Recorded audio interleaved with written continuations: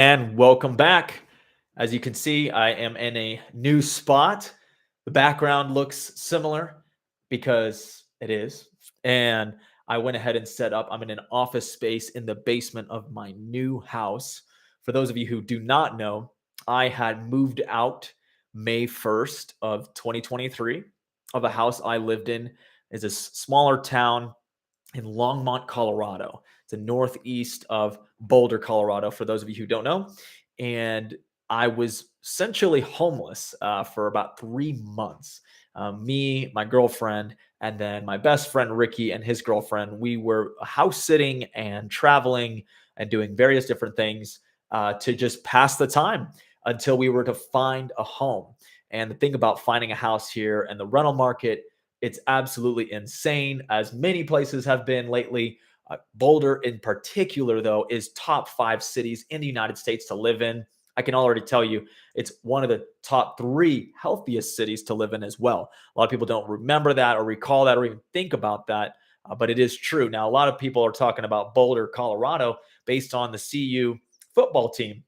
Kind of crazy to see a football team turning around. Deion Sanders now as the head coach and everything. And if you don't know what I'm talking about, and that means nothing to you, that's totally fine. But it means everything to the city of Boulder right now. So things are definitely heating up here. The town is blowing up. The town is just, the vibe is incredible. People are learning about this amazing city of Boulder, Colorado. Now, I just said Longmont, but Longmont and Boulder are almost the same. They're like 15 minutes away from each other.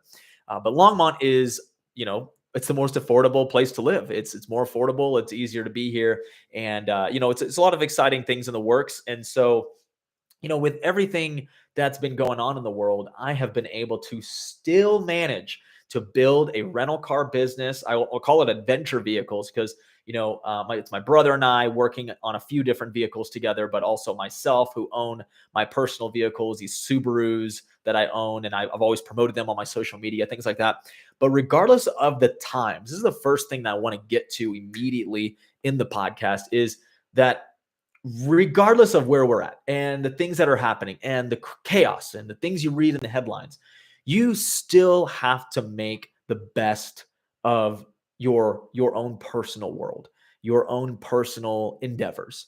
They shouldn't be stunted by the chaotic mess that the world is in. You have to be one thing in this world in order to succeed, is to be adaptable. Adapt to the changing times, adapt to actually what's going on, adapt to the new media, adapt to the new political realm that we're in, adapt to the new culture that we are in. Not subservient, okay, but adapt knowing exactly how people are reacting to certain things, why they're reacting to certain things. Get into the psychology of what people are doing and how they react and how they live.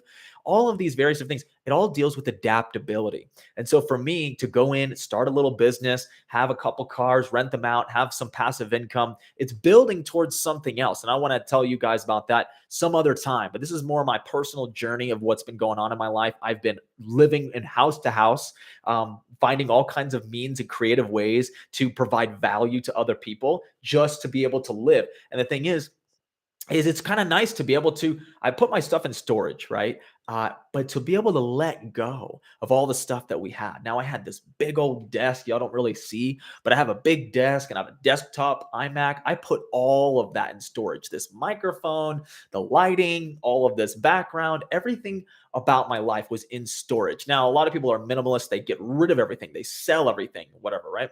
I'm not really saying to do that. But just by putting stuff in storage and having very little, I lived out of 2 suitcases and a backpack. And that is so healing for someone like me who I find to be materialistic. I end up wanting things, the next thing and the next thing. We always just continue to want things, and that's totally normal.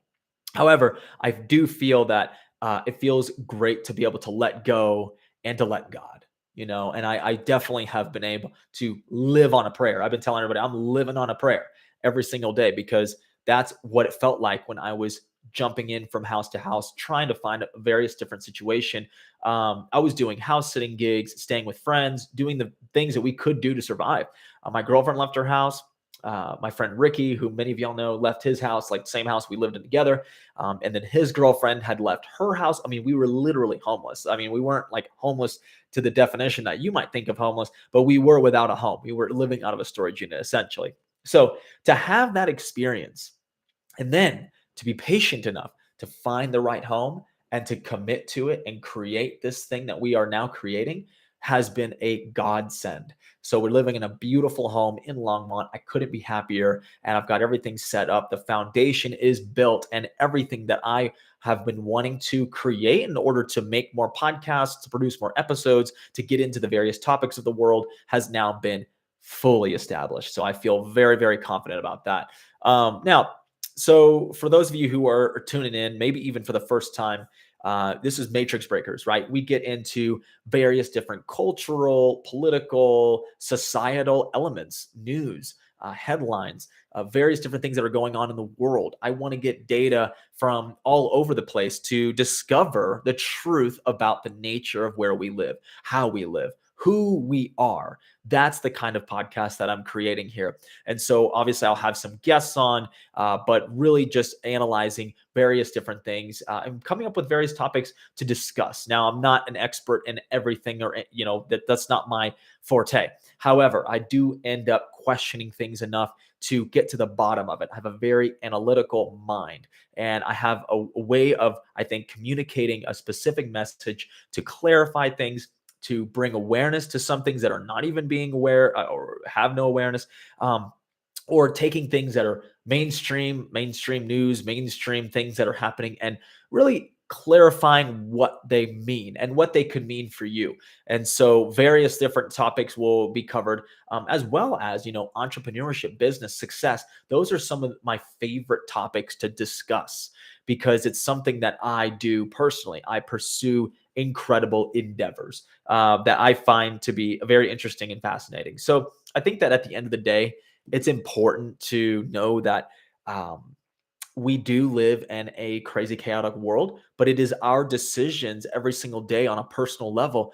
How we show up is what truly matters.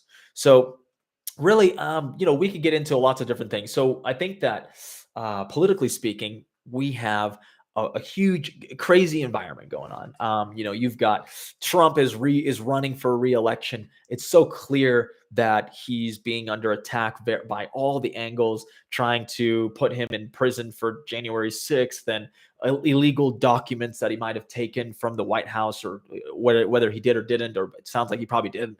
But you can just tell these are such technical, kind of white collar crimes that they're trying to pin Trump with. It's so obvious that all these other politicians who do way worse, okay, are not even being investigated. They're not even being, they're definitely not being put in jail, right? They're definitely not getting their mugshot taken and placed all over the world, right? Whereas we all know that most politicians involved in any kind of political endeavor, they're going to have corruption. And it's a sad thing to say, but it's like being in politics really is that swamp concept. It's just you're getting in the water, right? So it's almost impossible to not have some kind of, negative correlation or corruption coming your way. You're in a position of power, and being in a position of power is going to have a wide variety of people interested in getting your lever to be pushed on a certain a topic or in a certain direction. So, we can't just sit here and be like, oh, this person's completely innocent. This person is completely, uh, there's no reason for the crimes or to be investigated. No, everybody should have some level of scrutiny, some level of investigation. To have Trump under this level of investigation, however, it's not about him committing the crimes. It's about creating the atmosphere of criminality around Trump and his organization and anybody who supports him. That's one thing about him. And so, unfortunately for them, it has completely backfired and has created a swell of support for the previous president to run for reelection, to win, right? I mean, obviously, the polls are favoring him immensely. I do want to touch on Ron DeSantis. I liked Ron DeSantis. I think he was a great politician. He had some good policies. He followed through on those great policies. And I think that the way he handled COVID and the way he handled the media, very obvious that he's a suitable candidate for president, suitable candidate for governor. Obviously, he's a great governor. So to look at that and to put him against Trump, it's very, very difficult. Very, very difficult for him. A huge battle uphill to climb. And it clearly is showing he's just not even in the races. I'm not even as interested in Ron DeSantis as I would be with Vivek Ramaswamy. And I could be butchering that name, but I'm pretty sure that's right. Vivek Ramaswamy has been bulldozing every level of media, going on various different podcasts and looking to create the best possible scenario for his political candidacy. I mean, think about the intelligence to go on to these different podcasts, to be able to put his agenda forward on the Breakfast Club, okay? Bill Maher, of all places. The Patrick Bet David podcast, I've been following very closely lately. Awesome that he did a town hall style thing with, again, I would say Patrick Bet David, very ambitious guy. He's trying to build a new media company. So to sit there and do a town hall, a political, endeavor with this media company that's not, obviously a mainstream media, that's making news, right? That's making rounds. Even if it doesn't make news, it makes impressions inside of the YouTube world, which is the most influential place in the world, right? The number one place that people research stuff is Google. So whatever tops Google is obviously going to be the most influential information. However, YouTube is the number 2 search engine in the world. If you're not Googling it, you're YouTubing it. And guess what? Google owns both, right? They have Google and they have YouTube. So something to consider. And think about the type of bias there could be as well in either search results. So you got to clarify that YouTube is being that it's the number 2 search place in the world, going onto large YouTube channels to promote a presidency, super intelligent. Not only that, the way that Vivek speaks on various different topics, for me personally and intellectually, it's like massaging the inside of my brain. I literally love it. The way he speaks, very, very, very well spoken. Obviously, I've heard the phrase like he's got thin slice of experience. Very well spoken, but very thinly experienced. He has very little experience. I'm not saying that right, but someone said it right. And it makes sense. Totally. He obviously hasn't run a state, hasn't run a county, hasn't been a politician before. He was coming from the business world. However, him being as young as he is and him being as effective as he is on various different media sources is an overall positive movement for the conservative ideology, for people who are family oriented, who value that, people who value no foreign wars, people who have a very relatively liberal stance on free speech, things like that. He's pushing a great narrative with his agenda forward with these various different, very important, critical political topics. So Vivek Ramaswamy is awesome. I enjoy, watching him on his podcasts and stuff. And again, even if he's not a serious candidate or contender, he's communicating to audiences all over the world who watch various different shows that he has now been on, that conservative values, and not just conservative values, but the principles of America in general, because he's very obviously patriotic, are being communicated thoroughly and effectively through these various different means. And that's something I appreciate about Vivek Ramaswamy.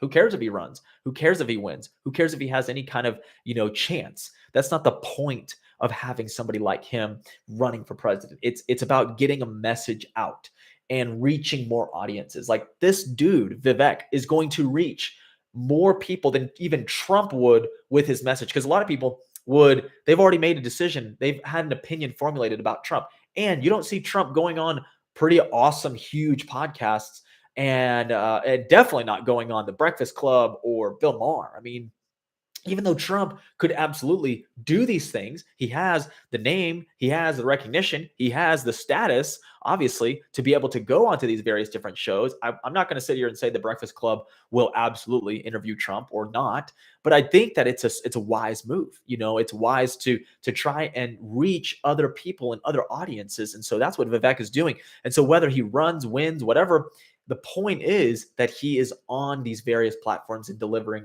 a very powerful message. So that's what I kind of like about him. Every other candidate in the Republican primary is just god awful, right? And then you go over to the Democrat side and you have Biden, obviously, just not much of a character anymore, sliding in the polls, just really not ideal, not even for Democrats. And it's not about Democrats wanting Biden, it's about obviously they don't want Trump. So it's very hard. Trump galvanizes the left and to come in and say no to him, and they'll vote for a literal vegetable. And I think that that's what Biden is almost compared to IQ wise at this point. But it doesn't matter that Biden is this way or not. They're just going to vote against Trump. And so you do have a kind of a conflict there. It's a double-edged sword. So Trump is obviously going to win. He looks like he's going to win the Republican nomination, but then how is he going to measure up against the vegetable Biden? And what kind of things will they conjure up to create an environment that would put Biden back in for another 4 years? That's another really curious question. I would love to get that answered from the rest of you who are listening.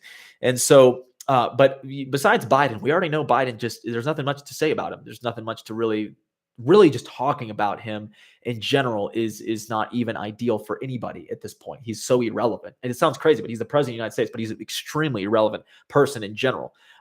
Who is interesting on the left, obviously, is Robert Kennedy Jr. I mean, I thought I had his book behind me, but I have his book in my study area. But the Real Anthony Fauci, powerful book going over data, but going over analytics of Anthony Fauci's past. And not only that, but Robert F. Kennedy Jr., his experience in the environmental world, his experience as a lawyer, his experience winning incredible cases that proved that there were actual poisonous vaccines or vaccines that had adverse side effects and were winning in court, various different things that he did with that. But obviously even his environmental policies, not policies, that's now, but environmental lawsuits, various companies that were, destroying environments and things like that. He's been able to go in there and win cases to have these, you would say like a restoration of various environments. I think in Michigan and a couple other places where the companies were forced to pay for various different damages they caused to the environment. Again, true liberal, right? Very liberal in that sense of caring for the environment, caring for others, caring for the people's health. That's what vaccines and adverse reactions, what I would consider is very healthcare oriented, very, very relevant to what I would consider would be old day liberals. So they just don't really have that connection anymore with that type of conversation. However, Robert F. Kennedy Jr., it's not that he's going to win, right? Even though his polling numbers are pretty high. They're not higher than Biden, but they're high. A lot of people are just safe with Biden. They feel good with him. And RFK has kind of leaned to the right and leaned in the middle. And it's very hard to run that kind of a campaign, especially with a Democrat Party, which seems to be an extremely left-wing ideology, almost to a point where it is leftist, communist. So that which is also the fascist left. That's fascism, socialism. So it's very hard to run a campaign inside of that kind of, environment. How are you going to compare yourself? So that's Robert F. Kennedy Jr., but his messages are amazing. The podcasts that he has gone on to, incredible. The shows, the things that he's willing to talk about, they're unmatched. They help, I think, the left open up a portal back to their old selves, the foundational principled liberal. And that is Robert F. Kennedy Jr., because he definitely has policies that, conservatives wouldn't agree with 100%. I mean, his look on climate change and his view on other various different things like taxes and things, conservatives wouldn't really view that, but they value his opinion and his insight on other very important topics. Of course, vaccines and healthcare and big pharma. Those are really big things. Why is that so conservative nowadays? but probably because the people in the conservative movement are becoming more awake to the power structure that is what it is, whereas liberals have taken over these various different power structures, including media and big pharma, which are essentially the same thing. If you know how much pharmaceutical companies invest or buy advertising for media, all media, mainstream media, it's absolutely insane. So the collusion between the two almost makes them very similar. And so it's very interesting to see this power dynamic going on. I have a lot more to say about that. There's various different pieces of news that have come out about Trump and indictments and Ron DeSantis and the feud between Trump people and DeSantis people and the Republican primary in general is just kind of insane. Which, by the way, in general, I think it's good to say that even if Trump is destined to win, it's great that he has to run a campaign as if he's not already nominated, right? It's very clear the Republican Party doesn't want to nominate him. They kind of have to. And so it forces him to put his policies forward, actually try to market himself, actually make an attempt to defeat these other candidates. And I see that as a very valuable thing because competition breeds strength. And with Trump, the way his personality is, the way that he is, I think in general, this will help him grow into, somebody who can uh, compete and compete at a high level. Because to be honest, Trump has a lot of faults, and one of the big major ones is not able to communicate eloquently enough his ideas and his policies. I mean, it's really honestly just god awful. I can't stand listening to Trump sometimes. It's just he doesn't know. He skirts off. Talk about that because it just brought this up in my head. Tucker Carlson. So I've read his a couple of Tucker Carlson's books. One of them is kind of like a biography of his life. Very fascinating story. Um, Look, I mean, Tucker's. There's a reason why he is the number one um, watched media in the world. Okay, he was number one at Fox. And now, considering Twitter and all the growth, which I want to get into in a minute, but Tucker is the number one watched, news personality in the world. And his interviews with the was the Hungarian president and then the some other people, some other official there in Eastern Europe. I forgot who it was. And then of course you have like Andrew Tate and you have this random guy who said he had sex with Obama. Like, that was kind of crazy. But the sensationalism aside, Tucker Carlson is extremely effective at bringing awareness to various different topics and ideas, and he does so in a very charismatic way. I think that his humor it hits something with most people. It creates a certain level of understanding. He talks to the normal person. It's not. It can seem very eloquent at times. I would say he's an intellectual. He's very smart and he can speak very intelligent. However, he chooses to speak to a wide audience by making things funny, sense of humor, helping people understand complex ideas. These are the types of things that Tucker does really, really well. So again, bringing up these various political people. Now you think of Tucker and it's just, he is the number one. I mean, no one can dispute the fact that he is number one. Why is he number one? People can hate on it. People can disregard it. People can disrespect the guy. But at the end of the day, he's number one. He's the winner. It's like Tom Brady. They hate Tom Brady. A lot of the times they hate Tom Brady because, Tom Brady has robbed their team of winning a championship. And I totally understand that. So people have to realize that somebody is number one and it's in a news personality. So it's in a field that is extremely, difficult. There's a lot of news personalities. Why is his opinion the most relevant? And so we got to watch his cadence, how he goes about communicating, how he goes about the types of people he decides to interview. I mean, the guy is intelligent enough to understand that these interviews that he's doing are reaching hundreds of millions of people. That's how many people are interested. People who hate him, people who love him, they'll watch the shows. And then there's a segment of the population, another hundreds of millions of people who could care less about what's going on politically, who could care less about what's going on in the news, and definitely could care less about what Tucker Carlson does. So, but I do think that taking clips from what he does and what he does produce is going viral. Like lots of people are very interested in these various topics. Okay. I think that, another thing in general is what Twitter has become, right? X.com.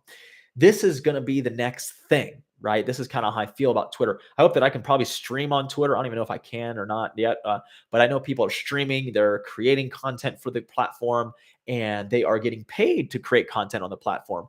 The whole, revenue sharing program that Twitter came out with. And I say Twitter because I mean Elon probably. So interesting to consider that this X.com is going to be X everything app, right? That's kind of what he's building with Twitter. And so he named it that because he owned the domain X.com years ago, back in the early 2000s, back in the first internet boom. I think he was the first to have X.com and he bought the domain. So to witness such a fascinating development. I mean, one of the most interesting things that have happened was it this year or last year? I think it was this year when he bought Twitter. Elon Musk buying Twitter has transformed the dialogue of most things because whereas Twitter was extremely censored and hard to communicate on, now it's an open field. Lots of people communicating, lots of people making their points clear across left and right. And it's very interesting to witness. So Twitter being bought is amazing development for society. It's an amazing development for people to debate, have dialogue, to understand each other. That's what a free, open space is supposed to be. Now, could people go down the rabbit hole and be like, oh, well, there's no anti-Semitism and there's ADL and everything's, it's all hard to talk about Jews. Can't talk about this, can't talk about that.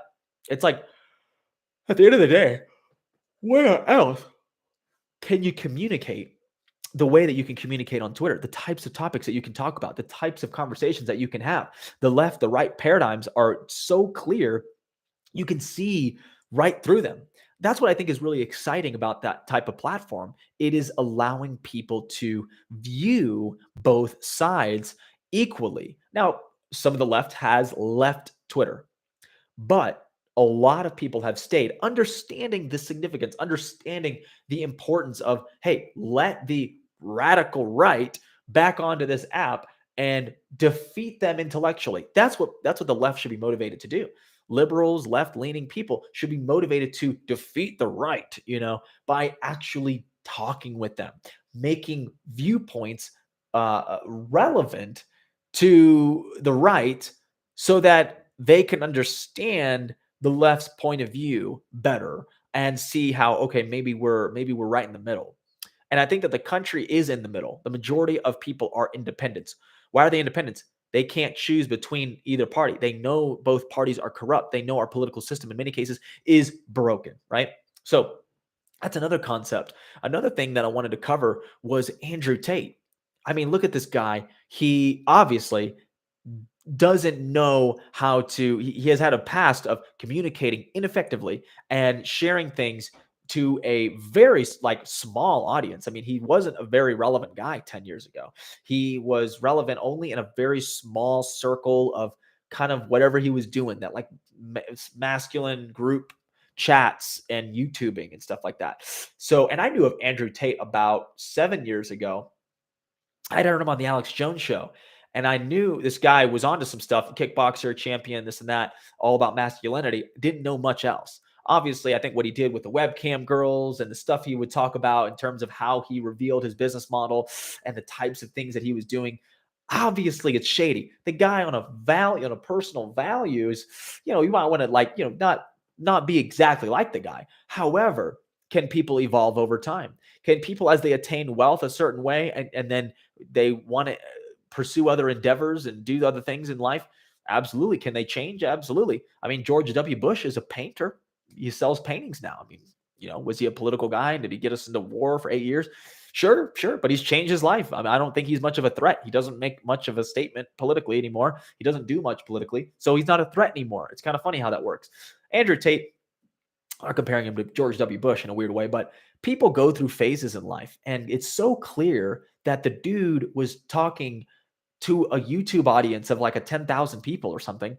And he's just going to talk shit. And he's going to say all this stupid shit. And he's going to even exaggerate certain things. You ever heard about that? Exaggeration. And he's going to say things that are going to make people feel way uncomfortable because he was the most Googled man on earth. in 2022. I mean, it's crazy to think about, but that is the case. So you have to ask yourself, though, let's put that past aside. With what he says now, with his message now, is Andrew Tate effective? He's very effective. He can communicate directly to the masculine, the wounded masculine who have been put off, who have been distraught by all of these various different things that have been going on in the world.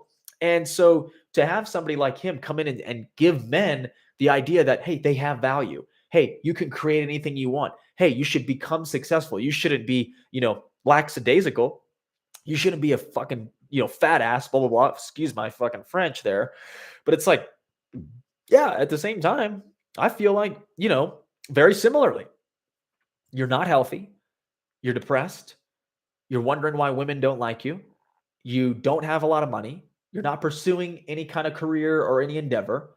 You have to wonder, yes, is this a societal influence on masculine life, trying to domesticate masculine energy?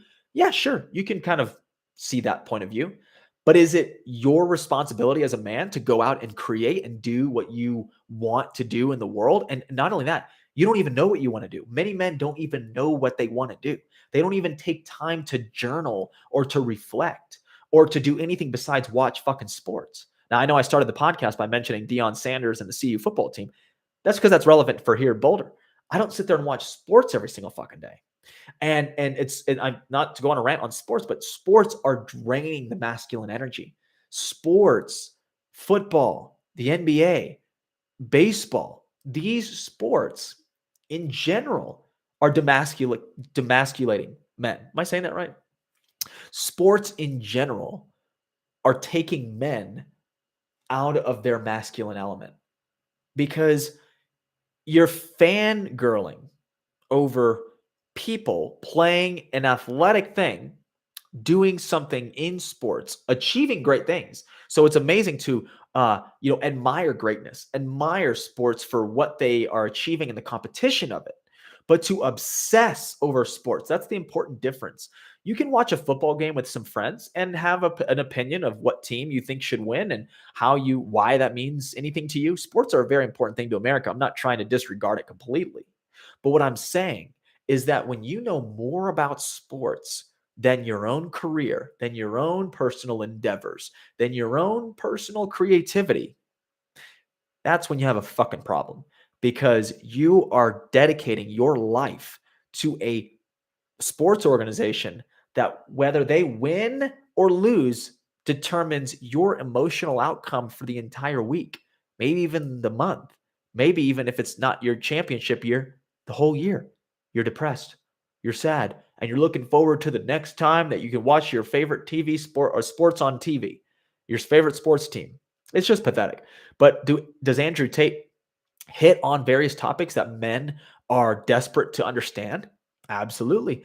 Does he, create an opportunity for people to, try and learn to make money, the Hustlers University and all those things? Yeah, that's pretty normal. I grew up doing network marketing and going and studying various different business leaders and going to business conferences and learning about entrepreneurship, learning about business and sales.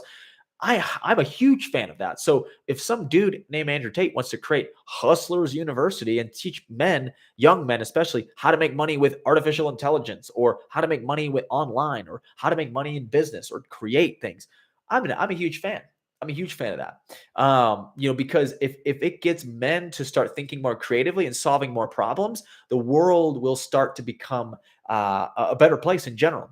Because men and women, of course, but men and women coming together, creating new ideas and innovating is going to solve our problems in many ways. So, what do I mean by that? Business in general, entrepreneurship is going to solve all of the world's problems. Now, in order to have a society where you have opportunity like that, you have to live in a capitalist society. You have to live in a society that values, capitalistic ventures, understanding that creating a system this way will benefit everyone else because everyone can open up their own creativity and create a product or service that they provide to the community. And when that happens enough times, you have more entrepreneurs, creatives, that are making new things and also competing against other potential, businesses that are similar or in the same industry. That's what makes people better. It's competition, but in the real world, not just the sports world or whatever other TV drama that you're into. That doesn't matter. It's irrelevant. That's the matrix that we're sucked into. Sports 100% is the matrix. It's the best form of it because it's just straight circus entertainment that we can all watch. And it doesn't mean it's not worth watching a little bit of competition and having a fun time here and there. But what matters is that we pay attention to our own lives way more than we think of any kind of other sports franchise or TV show or movie series or whatever you're into. And I would even say this goes down the rabbit hole with books. Some books that people read, you're into stuff, but it's like it's really contributing to your life. Now, reading is way better than watching shows. So if you're already reading a series, that's good. I'm a fan of that. Like I like reading, and I like reading various different series of different things. But even then, like, is it benefiting your whole life? I mean, is it really creating change? Is it really creating a positive change? So you got to mix in books too, mix in a lot of personal development here and there. So, again, there's a lot of relevant topics. We've covered some political things. We've covered Tucker Carlson. We've covered Andrew Tate. These are obviously various different men doing various different things in the environment. Another podcast that I've been tuning into lately has been Patrick Bet-David podcast. Really incredible guy. I think that his perspective being that he's comes from the business world. He comes from the sales world. He comes from the motivational speaking kind of world, doing insurance, life insurance, stuff like that. Really fascinating guy. And, for me, I love listening to business people. And to have Patrick Bet-David, the way he's going, the trajectory going into, talking about politics in a way that has a business edge, like opening that door to other opportunities. That is to have those topics covered on his podcast. It's absolutely fascinating to me. Now, can it be addicting to go into political things all the time? Absolutely. I mean, that's the kind of thing that happens here. But it's more important when you think of culture. Culture is the key. So if you can influence culture, you can create the best possible scenario for yourself and for the future. So anyway, I feel like Patrick Bet-David is a great show to watch. It's awesome. His podcast, his media in general, it's really great stuff. And I just wanted to cover a few topics here. Get started with something that's been at the top of my mind lately. Want to come out with a second episode next week, or if not, very, very soon. Just covering various points. I want to probably write things up. Today was just kind of a off the hip type of thing. So very excited that you were tuning in here. I appreciate all of you guys checking it out. Hope you have a great rest of your day. Peace.